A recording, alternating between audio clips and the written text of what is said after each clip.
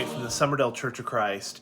We're spending some time right now through the New Testament, looking at each book and trying to read through the entire New Testament in the month of September. And we find ourselves now, chapter 10 through chapter 18 of the book of Acts.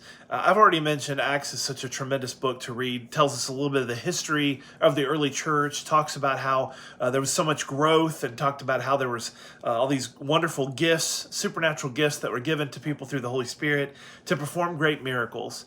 But in chapter 16 of the section we're reading today, there is the conversion of Lydia and the conversion of the Philippian jailer. Boy, there's a lot of things happening in this chapter.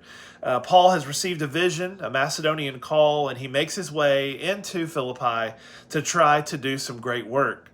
He does obviously convert Lydia, but in the process of going through town, he encounters a slave girl, he heals her, he gets into trouble, he and Silas are thrown into prison.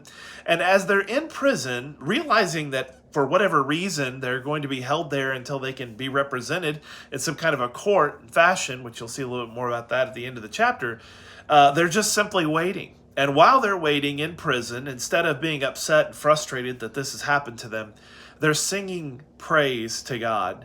I've always thought that was such a great part of the story. Not just that the earth quakes and they end up saving the jailer's life, literally, because he was going to take his life.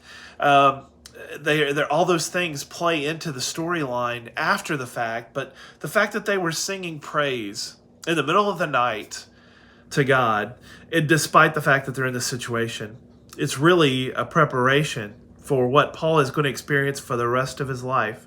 He's going to have to get used to being behind bars, if you will, being cast into dungeons and into prisons, being held for things that he didn't do. But think about what Paul's attitude was, that he's singing songs of praise despite his situation. Maybe there's some things going on in your life right now and you're just so frustrated. God, why is this happening to me? Why am I going through all of this? Maybe it would be good to have an attitude like Paul and just simply sing songs of praise to God and say, Lord, thank you that I'm still here. I can still breathe. I can still work and serve. And thank you and praise you, God, for watching over me to this point. I hope that encourages you through your day. Keep reading with us through the New Testament. Thank you for tuning in to On Point. He is Lord.